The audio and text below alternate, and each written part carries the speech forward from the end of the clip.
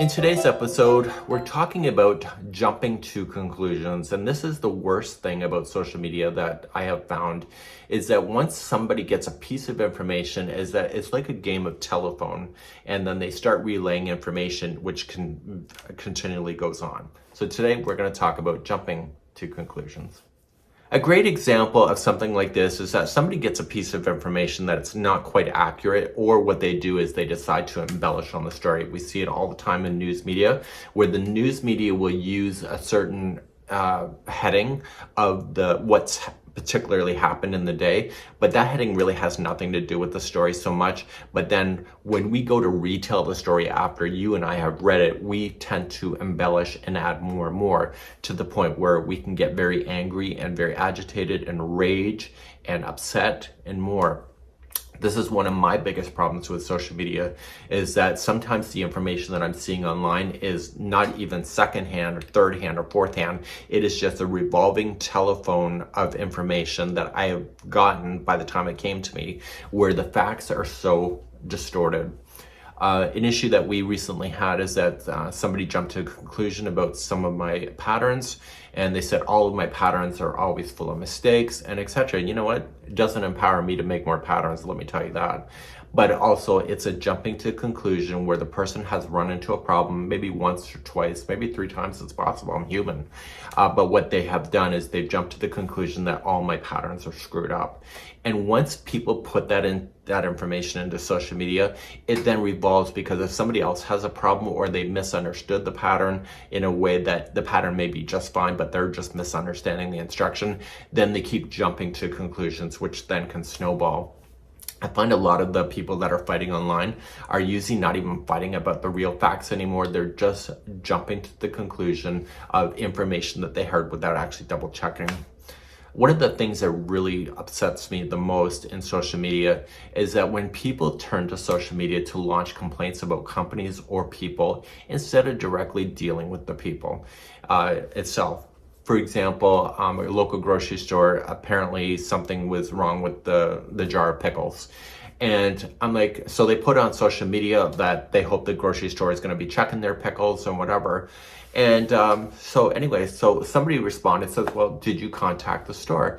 And they said, why should I bother? I'm like, well, you were going on social media and you're ramming the store, you're ramming the jar of pickles, but you're not even contacting the store to give that store an opportunity to say, hey, you know what, you should visit your pickles section, and maybe that there's something truly wrong, maybe it's an expired thing, or maybe there's something that's obvious about the pickles.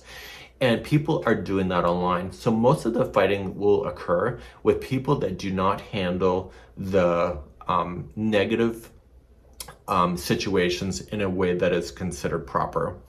I think I relayed the story, but if I did, I'm sorry about that. So in typing class in grade 10, going back many years ago when you had to learn on the keyboard, they said you need to do a complaint letter to the company. And they said, but you're not allowed to write a complaint letter without a solution.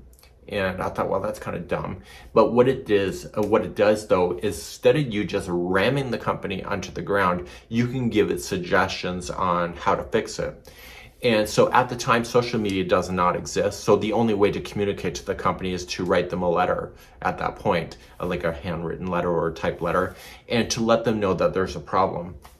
And so then you deal with it. So going further, and social media has now come into play. I was in a store where the people on the headsets were making fun of me, and I overheard one of the people on the headsets talking about me, calling me a cheap bag, and because I was in the clearance section of the store. And so then I heard the rest of the crew all laughing at my expense. So what I decided to do is that I wrote the company a letter. And the company was based out of British Columbia, Canada.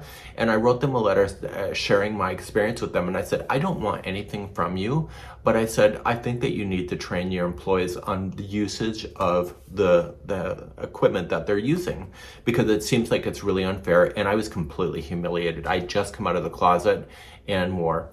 So by me doing that, instead of going to the social media to ram this company into the ground, it's more of an effective way to be able to fix things, and it also stops people from jumping to conclusions.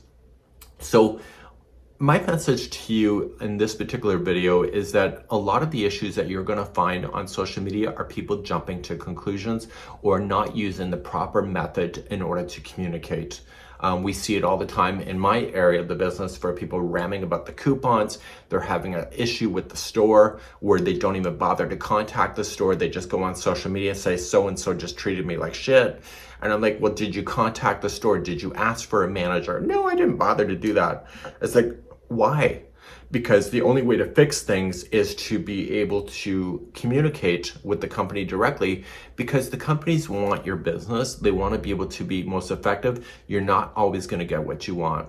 The other thing that I will leave with you is that I don't share the same vision as many people. I do not believe the customer is always right.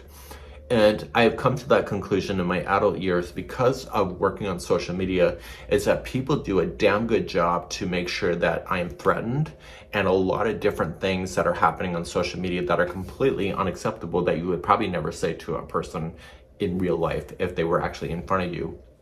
So I do not believe that the customer is always right. And I also do not believe that the customer will always give you the facts as they happened.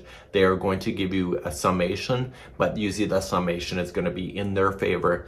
And there's many times where the actual truth is just blatantly ugly, and it's unfortunate, and it does happen, but these people need to use their communication tools. So you're going to find on social media, when you talk about different topics, whatever you decided to talk about, that sometimes you can open up a Pandora's box. For example, if I say I like Joanne, people are going to say, I hate Joanne, because it's an automatic da, da, da, da, da, da. But then if I like Michaels, I hate Michaels. You're never going to find that common ground. And it is just one thing that you have to deal with. You have to make, you have to be able to pick your battles. And what we do, and what we have done in the past, is that we close down comments of people that jump to conclusions. And we do that not just to silence them, but to make sure that we can stop that rumor in its tracks, to be able to deal with it. So you can address it and turn off the comments. We see it all the time in social media. So you got to make sure that if people are jumping to conclusions, that you deal with it professionally and properly, because the more you fight with people, the worse that it can be. But if your channel is all about fighting with people, then you probably have nothing to lose. So just be mindful of when people jump to conclusions.